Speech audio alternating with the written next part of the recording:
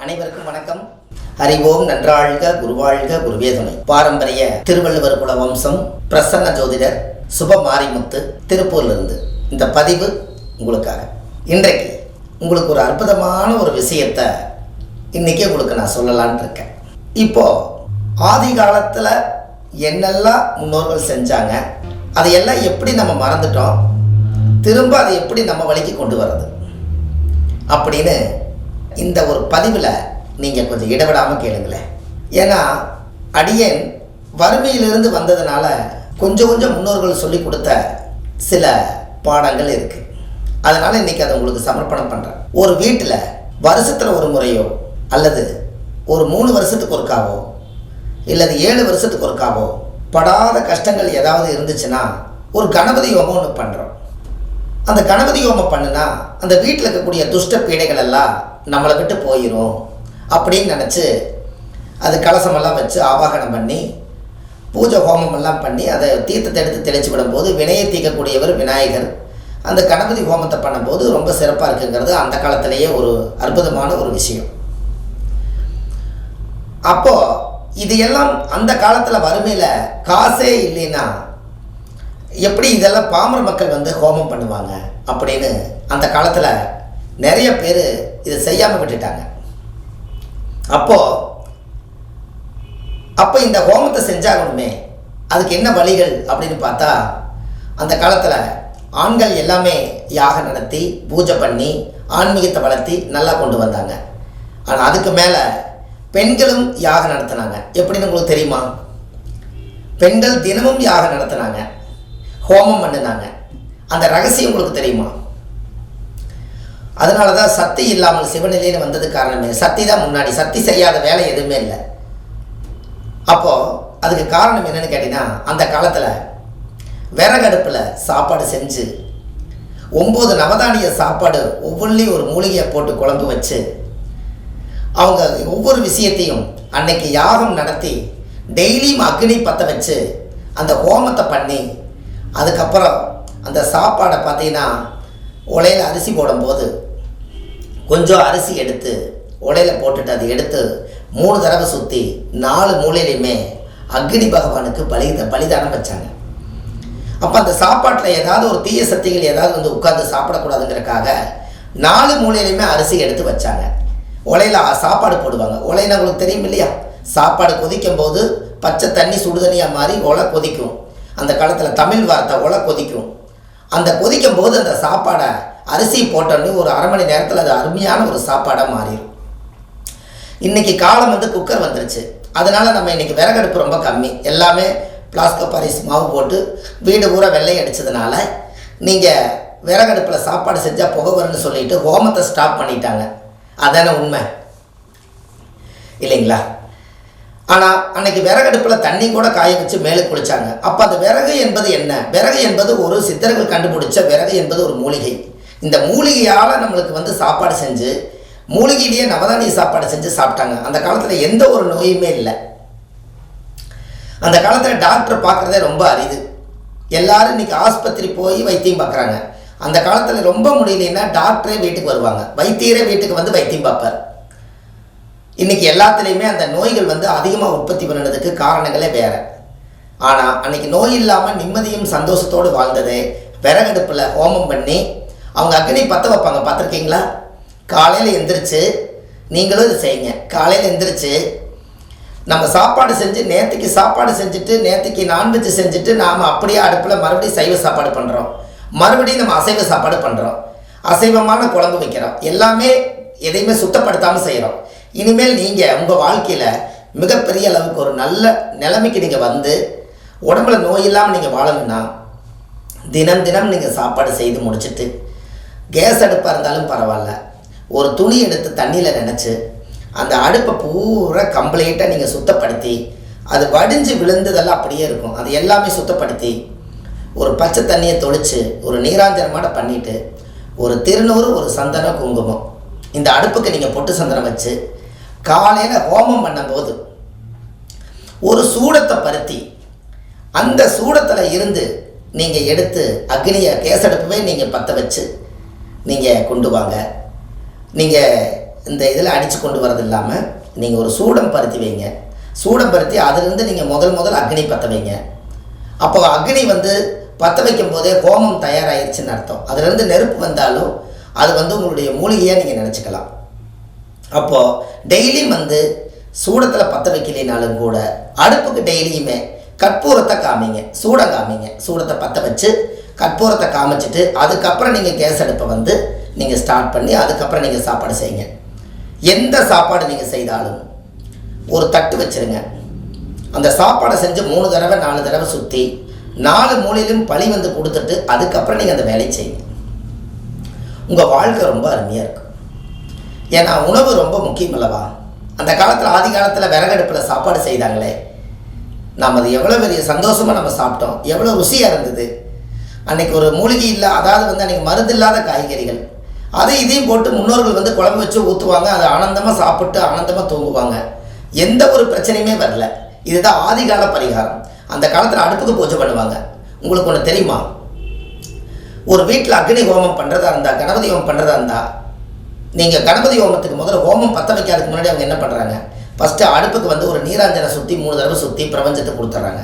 அதுக்கப்புறம் திருநூறு, அதுக்கப்புறம் சந்தனம், அதுக்கப்புறம் குங்குமம், இதெல்லாமே போட்டு அதுக்கப்புறம் சூடத்தை பற்ற வச்சு அதில் 4 விறகு வச்சு அந்த சூடத்துக்கு பற்ற வச்சு அதுக்கப்புறம் விறகு எரிஞ்சு அதுக்கப்புறம் தான் ஹோமங்கள் எல்லாம் போட்டு மூலிகை வாசனை திரவியம் மூலிகை எல்லாம் போட்டு ஹோமம் பண்ணி அதுக்கப்புறம் அந்த அக்னி பகவானுக்கு வந்து சாப்பாடு பலி கொடுக்கணுமே, அதுவும் கேட்குமேனு சொல்லி அதுக்குள்ள ஒரு ஸ்வீட் வச்சு பூர்ணாகதி எல்லாம் பண்ணி அதுக்கப்புறம் சாப்பாடு பொங்கல் எண்ணெய் எடுத்து 4 மூலையிலையும் 8 மூலையிலையுமே அக்னி பகவானுக்கு பலிதானங்கள் பண்ணி அதுக்கப்புறம் தான் அந்த பவரை கொண்டு போய் சாமிகிட்ட செலுத்துகிறாங்க. அதுக்கப்புறம் தான் தீர்த்தத்துக்கு கலசத்துக்கு எல்லாம் வந்து பவர் விட்டுறாங்க.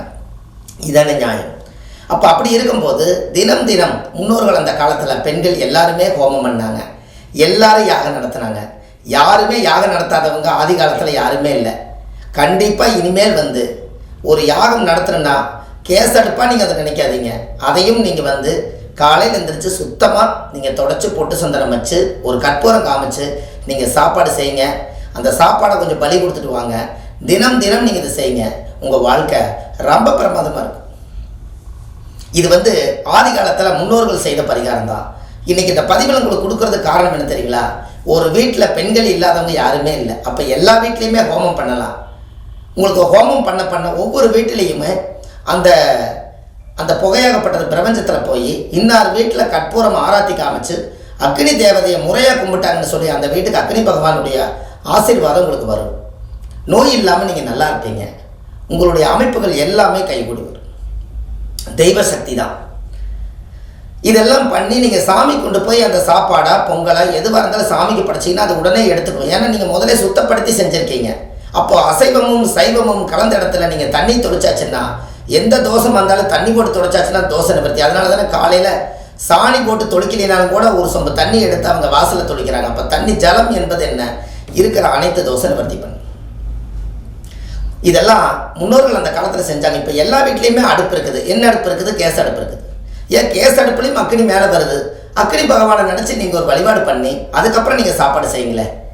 வாழ்க்கையில் ஒரே ஒரு நாள் மட்டும் நீங்கள் என்ன பண்ணுறீங்க, புண்ணியர்ஜி அன்றைக்கி புது அடுப்பு வாங்கி அன்றைக்கி பொட்டு பூஜை போட்டு சாமி கும்பிட்டுட்டு நீங்கள் பாலை காய்ச்சி குடிச்சிட்டு அதுக்கப்புறம் நீங்கள் அடுப்பை மறந்தாச்சு. ஏன் அன்றைக்கி செஞ்சுட்டு இன்றைக்கி செய்யாமல் விட்டுட்டீங்க? இன்றைக்கி அதை தினம் செய்யலாங்களே. அக்னி பகவானை நம்ம வந்து வீட்டில் நம்ம நிறைவாக சந்தோஷமாக இருக்கிறோம். காலையில் எழுந்திரிச்சு நம்ம அப்படியே எழுந்திரிச்சு வர்றோம்.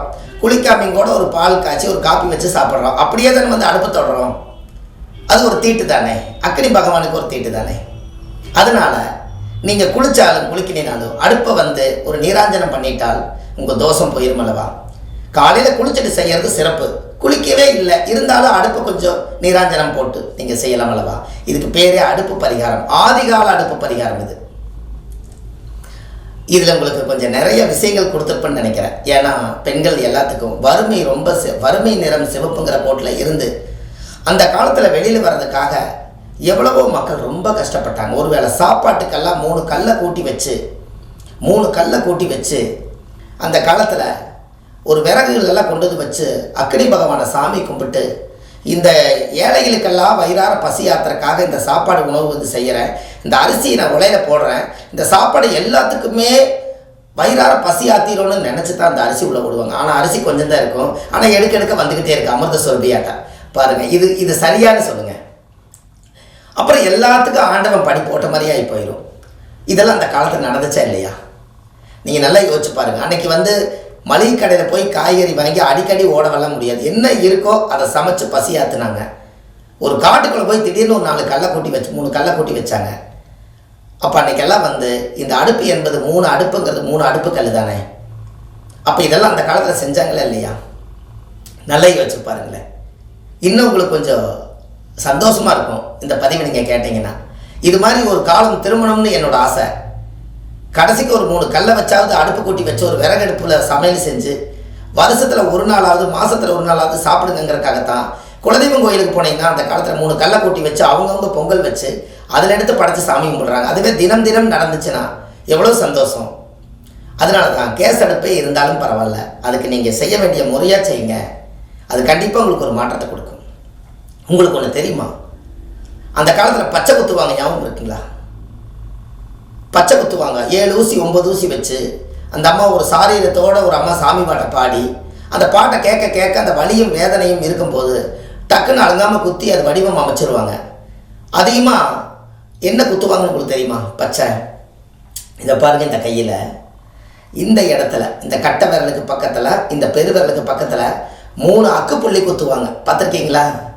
3 அக்குப்புள்ளி குத்திருப்பாங்க. அந்த காலத்தில் இருக்கிறவங்களை எல்லாம் பாருங்கள். அது என்னது? 3 அக்குப்புள்ளிங்கிறது வந்து அடுப்பு தான். இந்த அடுப்பு தான் அந்த காலத்தில் வந்து அதை நம்பி தான் வாழ்ந்தாங்க.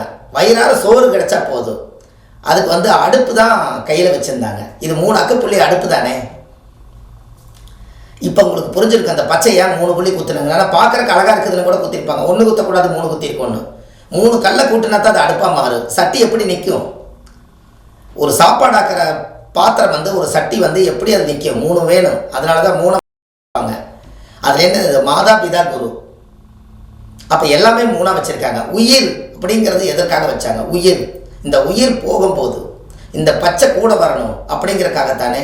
உயிர்ங்கிறது 3 எழுத்து, அதனால 3 மத்த வச்சாங்க. எல்லாத்துக்குமே 3க்கு மிகப்பெரிய அர்த்தம் இருக்கா இல்லையா? அப்போ இது எல்லாம் உங்கள் ஜாதகத்தில் இந்த மாதிரி ஒரு அமைப்பை நீங்கள் பார்க்கலாம். பாருங்கள், ஒரு ஜாதகத்தில் சூரியன் உச்சமாக இருக்கிறவங்க, சூரியன் நீசமாக இருக்கிறவங்க, சூரியன் ஆட்சி பலமாக இருக்கிறவங்க, இவங்களுக்கு எல்லாத்துக்குமே அந்த ஜாதகத்தில் இந்த அடுப்புக்கு பூஜை பண்ணால் சூரியன் ஆக்டிவேட் ஆகும். இது கண்டிப்பாக நீங்கள் செஞ்சு பாருங்கள். உங்கள் வாழ்க்கை ஒரு மிகப்பெரிய மாற்றத்தை கொடுக்கும். இதெல்லாம் உங்கள் வாழ்க்கையில் தேட கிடைக்காத செல்வம். இப்போ பாருங்கள், ஆதிகால அடுப்பு பரிகாரங்கிறது உங்களுக்கு எவ்வளோ விஷயம் உள்ள வந்துருச்சு பாருங்கள். அப்போ இதெல்லாம் நம்ம வீட்டில் வச்சு நம்ம கண்டிப்பாக இனிமேல் நோய் இல்லாமல் வாழ்வதற்கு நம்ம அடுப்புக்கு வந்து ஒரு பூஜை போடலாமான்னு நீங்கள் சொல்லுங்கள். போட்டுட்டும் கூட எனக்கு ஒரு நன்றி சொல்லுங்கள். இன்னும் கொஞ்சம் சந்தோஷப்படுவேன். இந்த பதிவை நீங்கள் நல்லா கேட்டிருக்கிறீங்கன்னு எனக்கு தெரியுமல்லவா? இது வந்து உங்கள் வீட்டில் சித்தப்பா, பெரியப்பா, சித்தி, அத்தை, அதே மாதிரி நாத்தனா, கொழுந்தியா, இவங்க எல்லாம் வாழ்ந்துட்டு இருப்பாங்க. எல்லாரும் ஒரு வாழ்க்கை வாழ்கிறாங்க. அன்றாடம் இதை மறந்துட்டு செய்கிறாங்க. இவங்களுக்கெல்லாம் நீங்கள் ஷேர் பண்ணுங்கள். இனிமேல் நம்ம வீடு வாசல்லாம் வலித்து அடுப்புக்கெல்லாம் பூஜை போட்டு ஒரு சாப்பாடு செஞ்சு புருஷனுக்கு போட்டால் அந்த வாழ்க்கையில் வந்து எல்லா சகல சௌபாக்கியம் கிடைக்கும்னு இந்த பதிவில் சொன்னாங்க. அப்படின்னு நீங்கள் சொல்லி அந்த பதிவை பாருங்கள். நீங்கள் சொல்லுங்கள். உங்களுக்கு அவங்க சொல்லி அவங்க செஞ்சாங்கன்னா உங்களுக்கு ஒரு நல்ல பலன் கிடைக்கும். நீங்கள் செய்கிறது பாதியாக இருந்தாலும் அவங்க செய்கிறது முழுசாக செய்வாங்க. அப்போ இனிமேல் கொஞ்சமாவது ஆதிகால பரிகாரத்துக்கு மாறலாமான்னு நீங்கள் சொல்லுங்கள். சரி, ரைட்டு, ரொம்ப சந்தோஷம். இந்த அடுப்பு பரிகாரம் இவ்வளவு ரகசியங்கள் இருக்கிறது. இந்த முன்னோர்கள் வந்து அந்த காலத்தில் அக்னி பகவானுக்காக இதை இவ்வளவு முக்கியத்துவம் கொடுத்து நான் சொல்வதற்கு காரணம் என்ன? இன்னும் காலங்கள் போக போக அக்னியே இல்லாமல் கரண்ட் அடுப்பில் சாப்பாடு வந்ததுனால இதுவும் போயிடக்கூடாதுங்கிறதுக்காக இந்த பதிவு உங்களுக்கு கொடுத்தேன். மைக்ரோ அடுப்பில் கொண்டு போய் நீங்கள் வச்சிங்கன்னா சூடாகுது. அங்கே அக்னியே நம்ம பார்க்க முடியல. அதுவும் காலம் மாறிடக்கூடாது. அதுக்காக அடுப்பை மறந்துட வேண்டாம். நம்ம அதில் தான் சாப்பாடு செஞ்சு சாப்பிட்றோம். அதில் தான் நம்ம வாழ்கிறோம். சூடு இல்லாமல் எந்த ஒரு பிரபஞ்சமும் இல்லை. அதனால தான் சூரியனுக்கு முக்கியத்துவம் கொடுத்தாங்க. சூரியன் இல்லைன்னா ஒரு தாவரம் கூட சுரக்காது. அதனால சூரிய பகவான் தான் அடுப்பு. அதனால அக்னி தேவதை தான் அடுப்பு. அக்னி பகவானே ஒரு பெரியது தான். அதனால் இந்த மாதிரி ஒரு நல்ல விஷயங்களை நீங்கள் பயன்படுத்துங்க. உங்கள் வாழ்க்கையில் ஒரு மிகப்பெரிய வெற்றியாகும். வள்ளுவர் வாக்கு அப்படின்னு நான் ஒரு யூடியூப் சேனல் அடியன் வச்சுருக்கேன். நீங்கள் அதுக்குள்ளே போய் நீங்கள் ஒரு வீடியோ பார்த்தீங்கன்னா சப்ஸ்கிரைப் பண்ணிக்கோங்க. உங்களுக்கு டெய்லி நான் போடுற வீடியோ எல்லாமே உங்கள் செல்லுக்குள்ளே வந்துடும். அந்த வள்ளுவர் வாக்கில் போனீங்கன்னா மறக்காமல் ஒரு 800 வீடியோ நான் போட்டிருக்கேன். இந்த 800 வீடியோ எதுக்கு போட்டுக்கிறேங்க அப்படின்னா, இந்த உலகத்தில் என்னெல்லாம் ரகசியம் இருக்குதோ அதையெல்லாம் தேடி தேடி தேடி தேடி ஒவ்வொரு விஷயத்தையும் ஒரிஜினலாக நம்ம எனர்ஜியோடு நம்ம பேசி இந்த உலகத்துக்கு நாளைக்கு நம்ம காலத்துக்கு அப்புறம் கூட தலைமுறையாக வரக்கூடிய சந்ததிகள் தெரிஞ்சுக்கணுங்கிறதுக்காக இன்றைக்கே அந்த பதிவை நான் உங்களுக்கு கொடுத்துருக்கேன். உங்களுக்கு தேவையான விஷயங்கள் அனைத்தும் அதில் இருக்குது. நீங்கள் போய் பார்த்தீங்கன்னா உங்களுக்கு உலகத்தில் என்னெல்லாம் நீங்கள் தேடுறீங்களோ அதெல்லாம் அதுக்குள்ளே இருக்கும். அப்போ எத்தனையோ விஷயத்தை நீங்கள் தெரிஞ்சுக்கிறதுக்கு இந்த சேனல் உங்களுக்கு ரொம்ப யூஸ்ஃபுல்லாக இருக்கும் என்று சொல்லி சுப மாரிமுத்து திருப்பூர்லேருந்து பேசுகிறேன். ஆன்லைன்லேயே நம்ம ஜாதகம் பார்க்குறோம். Date of birth, time, place இது மட்டும் நீங்கள் கொடுத்தா போதும். உங்கள் ஜாதகத்தை கணிச்சு முதல்ல உங்களுக்கு ஒரு PDF ஃபைல் கொடுத்துருவோம். அதில் ஜாதகம் சரியாக இருக்குதுன்னு நீங்கள் சொன்னீங்கன்னா அதுக்கப்புறம் நான் உங்களுக்கு ஜாதகம் ஃபோன்லேயே பார்த்து கிளியராக உங்களுக்கு இது எப்படி நான் தெளிவாக சொல்லணும் அதே மாதிரி உங்களுக்கு தெளிவாக சொல்லிடுவேன். இது எல்லாமே நீங்கள் தெரிஞ்சுக்கிட்டு நேர்லேயும் வரலாம், ஆன்லைன்லேயும் வரலாம். கண்டிப்பாக வாங்க. இந்த ஆதிகால பரிகாரம்னு சொல்லி இனி உலகத்துக்கு ஒரு 1000 பரிகாரம் நீ கொடுக்கலான் இருக்கேன். ஒவ்வொரு ஊர்லேயும் ஒவ்வொரு கிராமத்துலேயும் போய் முன்னோர்கள் எப்படி வாழ்ந்தாங்கன்னு சொல்லி நம்மளே இங்கேருந்து வண்டி எடுத்துகிட்டு போய் அதை நாள் கணக்கில் கதை கேட்டு இப்படியெல்லாம் நீங்கள் வாழ்ந்தீங்களான்னு தெரிஞ்சு இந்த சேனலில் உங்களுக்கு நான் பதிவை கொடுத்துக்கிட்டு இருக்கேன். ஒரு நாளைக்கு ஒரு கிராமத்துக்கு நாங்கள் எப்பெல்லாம் டைம் கிடைக்குதோ அப்போல்லாம் நம்ம அந்த கிராமத்தில் போய் அவங்க வாழ்ந்த வாழ்க்கையை கேட்டு இதெல்லாம் இருக்கான்னு சொல்லி வந்தால் இப்படி ஒரு ஆதிகால பரிகாரம் தான் இதெல்லாம். அதனால் இனிமேல் முன்னோர்களை வழிபாடு பண்ணுறதும் ஒன்று தான், ஆதிகால பரிகாரத்தை கையில் எடுக்கிறது ஒன்று தான். அந்த காலத்தில் நவதானியம் 9 நவகிரகங்களோடவே வாழ்ந்தாங்க. 9 நவதானியம் அவங்க வீட்டுக்குள்ளேயே இருக்கும். நவகிரகம் வாசம் செய்யும். இன்றைக்கி நவகிரக 6 கட்டையுமே உங்களுக்கு வாசம் செய்யறதுக்கு யோசிக்குது. காரணம் என்ன? உங்கள் வீட்டில் ஒரு நவதானியம் ஒரு மூட்டையும் கூட இவ்வளோ வருஷம் கூட ஒரு 10 ரூபாய்க்கும் நவதானியம் இல்லை. அதனால் நவகிரக சக்தி வர்றதுக்கு யோசிக்குது. அதனால் எல்லா வீட்லேயும் நவதானியம் இருந்தால் இன்னும் சிறப்பு. அதுக்கு நான் உங்களுக்கு ஒரு பதிவை தெளிவாக சொல்கிறேன். கண்டிப்பாக இந்த பதிவில் உங்களுக்கு நிறைய விஷயம் கொடுத்துருப்பேன்னு நினைக்கிறேன். இந்த பதிவை கேட்டுட்டு எனக்கு ஒரே ஒரு கால் பண்ணி எனக்கு இந்த மாதிரி யோசிச்சிருக்கிறீங்களேன்னு சொல்லி எனக்கு நீங்கள் ஏதாவது ஒரு கால் பண்ணுவீங்களா? என்ன நான் உங்களை எதிர்பார்க்குறேன். ஏன்னா இந்த பதிவுக்கு ஒரு அர்த்தம் வேணுமில்லவா? இது சரியாக தவறாங்கிறது உங்களுக்கு தெரியணுமில்லவா? தவறு வரவே வராது. ஏன்னா அங்கேருந்து தான் நம்ம இங்கே வந்தோம். 3 அடுப்புக்கெல்லாம் கூட்டினோம். அப்புறம் தான் நம்ம மண்ணில் அடுப்பு செஞ்சோம். அதுக்கப்புறம் தானே சிலிண்டரு அடுப்பெல்லாம் ஒரு 20 வருஷத்துக்குள்ளே வந்துச்சு. அதுக்கு முன்னாடி எல்லாம் பார்த்தீங்கன்னா உங்களுக்கு இது தானே. அதுக்காக சொல்கிறேன். கண்டிப்பாக நீங்கள் கால் பண்ணுவீங்கன்னு நான் நம்புகிறேன். ஏன்னா அப்பாயின்மெண்ட்டு கால் பண்ணாட்டியும் பரவாயில்ல, இந்த பதிவுக்காக நீங்கள் ஒரு கால் பண்ணி சொல்லுங்கள். உண்மையாலுமே நம்ம சொன்ன விஷயங்கள் சரிங்கிறது எனக்கு ஒரு திருப்தி வேணுமல்லவா? அதற்காக நீங்கள் கால் பண்ணுங்கள். உங்கள் வாழ்க்கை இந்த பரிகாரத்தை செஞ்சதுக்கப்புறம் ஆண்டவனுடைய அருளாலையும் உங்களுடைய முன்னோர்களுடைய அருளாலையும் உங்கள் வாழ்க்கையில் இனிமேல் இப்படியெல்லாம் நம்ம ஏமாந்து வாழ்ந்துட்டோமான்னு நினைக்காம இருக்கிறதுக்காக இந்த பதிவை நான் உங்களுக்கு கொடுக்குறேன். இப்படி செஞ்சு பாருங்கள். கட்டின கணவர் நம்மளோட அந்யுன்யமாக இருப்பார். நாம் சாப்பாடு சமையல் செஞ்சு இன்னொருத்தருக்கு போடுறது ருசியாக இருக்கும். உங்கள் வாழ்க்கையில் சாப்பாடு செய்யும் போதே என் புருஷன் சாப்பிட்டு அவர் எப்படி ருசியாக சாப்பிட்டு ருசிச்சாரோ அதே மாதிரி என்னையும் ருசித்து என் வாழ்க்கையில் வச்சுருக்கணும்னு சொல்லி உலையில் அரிசி போடுங்க, சாப்பாடு போடுங்க. எதவோ நினச்சிட்டு போடாமல் இதை போடுங்க. நீங்கள் எப்படி எண்ணத்தை போட்டு வைக்கிறீங்களோ அப்படித்தான் இருக்கும். நம்ம கணவனை நினச்சி நம்ம கணவனோட வாழ்கிறதுக்கு என்ன இது இருக்குது? அதனால் கண்டிப்பாக உலகம் அறிஞ்ச உண்மை அதுதான். நம்ம குடும்பம் நம்மளோட வாழ்கிறதுக்கு இந்த மந்திரங்கள் எல்லாம் சொல்லுங்கள். என் பிள்ளைகளுக்கெல்லாம் நோய் இல்லாமல் இந்த உணவு நல்லபடியாக போய் சேர்ந்து நல்லா ஆரோக்கியமாக இருக்கும்னு சொல்லி வேண்டி அரிசி உள்ளே போடுங்க. இதெல்லாம் நம்ம மறந்துட்டோம். அரிசி போடுறோம், அப்படி வைக்கிறோம். அதனால் சொல்கிறோம். சரி, இந்த அக்னிக்குன்னு ஒரு அடுப்புக்குன்னு ஒரு அற்புதமான ஒரு பரிகாரத்தை கொடுத்துருக்கேன். இது உலகம் பூரா போகட்டும். உங்களால் முடிஞ்ச அதை ஷேர் பண்ணி பாருங்கள். ஒரே ஒருத்தருக்கு ஷேர் பண்ணுங்கள் போதும். ஏன் அப்படின்னா இந்த விஷயம் உங்களோட போயிட வேண்டாம். ரகசியமாகவே இருக்க வேண்டாம். இதெல்லாம் ரகசியம் கிடையாது. உலக மக்கள் நலனுக்காக இந்த பதிவு உலகத்துக்கே கொண்டு போய் சேர்த்துங்க. சுபமாரிமுத்து நாம் என்னால் முடிஞ்சதை இதை உங்களுக்கு கொடுத்துருக்கேன். எல்லோரும் வளமுடன் நலமுடன் வாழ வேண்டும். நவகிரகத்துடைய ஆசீர்வாதத்தோடு வள்ளுவர் வாக்கு நம்ம பாரம்பரியமாக திருவள்ளுவர் குல வம்சத்தில் நம்ம பிறந்து சரியாக 30 ஆண்டு காலம் இந்த ஜோதிடத்துறையில் உங்களுக்காக நான் பதிவை கொடுத்துருக்கேன். கண்டிப்பாக அடுத்த பதிவில் உங்களை சந்திக்கிறேன். சுப மாரிமுத்து. நன்றி, வணக்கம்.